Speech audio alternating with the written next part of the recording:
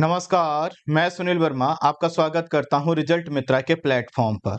मणिपुर का वीडियो आपने देख लिया होगा और आप बहुत चिंतित हुए होंगे, दुखी हुए होंगे और आक्रोशित भी हुए होंगे कि आखिर हमारी बहनों के साथ इस प्रकार का दुर्व्यवहार कोई कैसे कर सकता है। आपके मन में एक विचार उठ रहा होगा कि ऐसे लोगों को चौराहे पे खड़े करके गोली मार देना चाहिए, इन लोगों को तुरंत फांसी दे देना चाहिए ताकि कानून का डर हो और इस प्रकार का दुर्व्यवहार कोई ना करे। लेकिन उससे पहले आप पश्चिम बंगाल, बिहार और राजस्थान की घटनाओं को भी देख लीजिए, सुन लीजिए, समझ लीजिए। वहां से भी खबरें आ रही हैं कि महिलाओं के साथ दुर्व्यवहार हुआ है। मैं आपको एक डेटा देता हूं और ये डेटा है नेशनल क्राइम रिकॉर्ड ब्यूरो का, जो ये बताता है कि भारत में प्रत्येक दिन 86 महिलाओं के साथ दुर्व्यवहार होता है। तो आपका जो आक्रोश है वह क्षणिक नहीं होना चाहिए। अगर आप महिला के हक की बात करते हैं तो आपको इन सभी महिलाओं के लिए लड़ना होगा, संघर्ष करना होगा। तब आप सरकार पर दबाव डाल पाएंगे कि उनको महिलाओं के लिए किसी कानून की जरूरत है। आपको एक और चीज बताता हूं, भारत को महिलाओं के पॉइंट ऑफ व्यू से असुरक्षित देशों की कैटेगरी में रखा जाता है। जब विश्व की इस तरह की रिपोर्ट हमारे सामने आती है तो हम इसको खारिज कर देते हैं। हम कहते हैं कि नहीं, इनको यह भारत को बदनाम करने के लिए इस प्रकार की रिपोर्ट देते हैं। लेकिन उसी सूची में जो देश महिलाओं के पॉइंट ऑफ व्यू से सुरक्षित देश माने जाते हैं, अगर हम वहां के समाज को देखें तो वह जो रिपोर्ट है कुछ हद तक हमें सही भी लगेगी।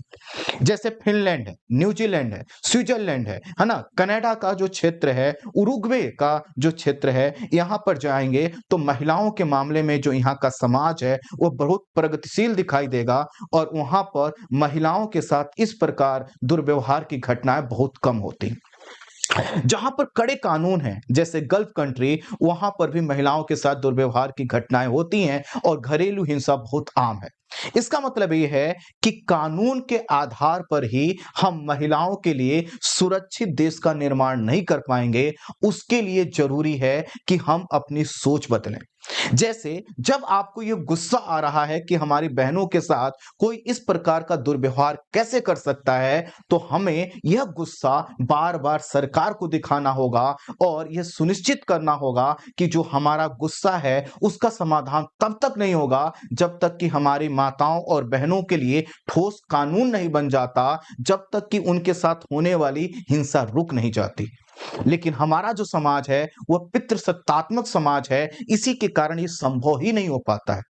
आप सोचिए कि महिलाओं को संसद में और विधानसभा में आरक्षण देने का बिल कई बार संसद में प्रस्तुत हो चुका है, लेकिन कोई भी राजनीतिक दल उसको पास नहीं करवाता है क्योंकि वह महिलाओं को आगे नहीं बढ़ाना चाहता। यही तो कारण है कि जब एसडीएम ज्योति मौर्य का केस आता है तो हमें एक आधार मिलता है महिलाओं को कमजोर करने का, दबाने का, और हम अपनी माताओं और बहनों को कहने लगते हैं कि तुम एसडीएम ज्योति मौर्य मत बनना। लेकिन कितने ही पुरुष डेली इस प्रकार का कृत्य करते हैं, क्या हम उनको टारगेट करते हैं? क्या हमने प्रियंका गौड़ का नाम सुना? जो यह ऐसी महिला है जो 5 साल से अपनी पति को लेकर हर कार्यालय जा रही हैं ताकि उनको जॉब मिल जाए, नौकरी मिल जाए, और वह बहुत जायज मांग कर रही हैं। लेकिन उस खबर को कोई नहीं दिखा रहा क्योंकि उसमें महिला ने पुरुष प्रधान समाज को टक्कर दी, जहां पर महिलाओं को कमजोर माना जाता है और हमारा समाज हमेशा महिलाओं को कमजोर ही दिखाना चाहता है। उसी समाज में वह अपने पति को लेकर गोद में उठाकर लेकर जब जा रही हैं तो उनका जो कद है वह हमारे पितृसत्तात्मक समाज से ऊपर चला जाता है, इसलिए उनकी खबर हम नहीं दिखाते।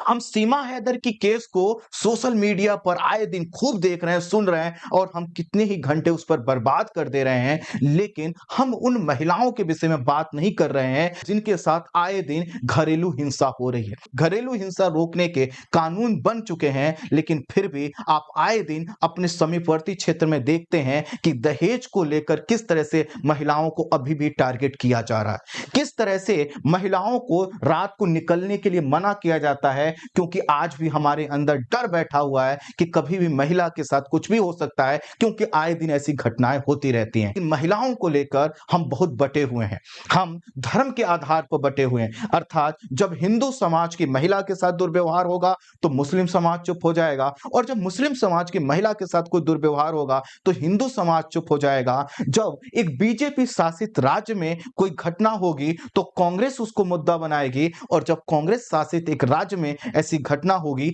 तो बीजेपी मुद्दा बनाएगी, और इस तरह से हम बट जाते हैं। और हमारे इसी बटने को आधार बनाकर जो राज्य सरकारें हैं या केंद्र सरकारें हैं, वह कभी भी महिलाओं को उनका अधिकार नहीं देती हैं।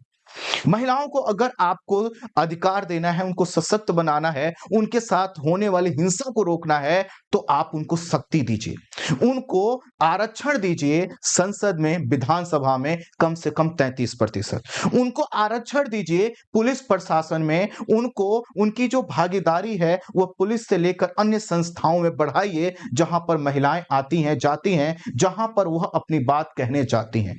अगर आप महिलाओं के लिए सुरक्षित समाज का निर्माण करना चाहते हैं तो आप फास्ट ट्रैक कोर्ट का निर्माण हर जिले में कीजिए, ताकि महिलाओं से संबंधित केसेस की सुनवाई तेजी से हो सके।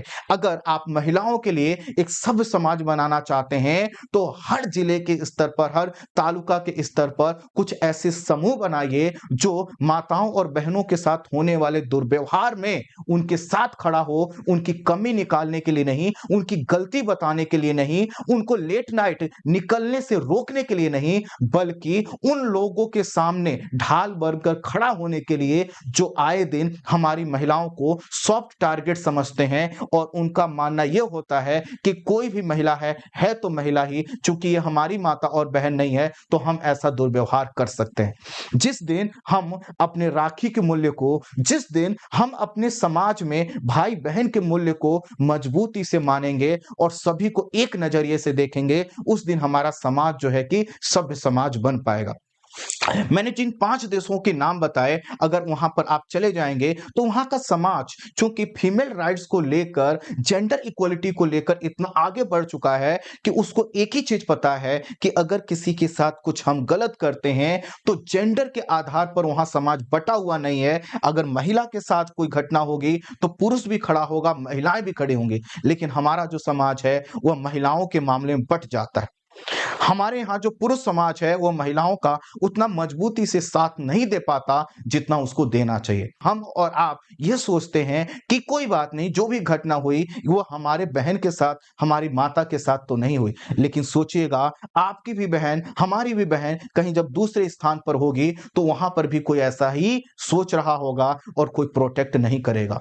इसलिए सरकार पर दबाव डालिए, समाज को बदलने का प्रयास कीजिए और एक ऐसा अभियान शुरू कीजिए जहां पर माताओं और बहनों के अधिकारों की बात हो। सिर्फ इस तरह की घटनाओं के वक्त नहीं, बल्कि हमेशा कंटिन्यूअस आपको सरकार पर दबाव डालना होगा कि महिलाओं को सशक्त करने के लिए उनको आरक्षण देना पड़े, आरक्षण दीजिए। जो भी आपको सुधार करने पड़े, सुधार कीजिए। पुरुषों के अधिकारों में कटौती करनी पड़े तो कटौती कीजिए, ताकि महिलाएं सुरक्षित हो सकें।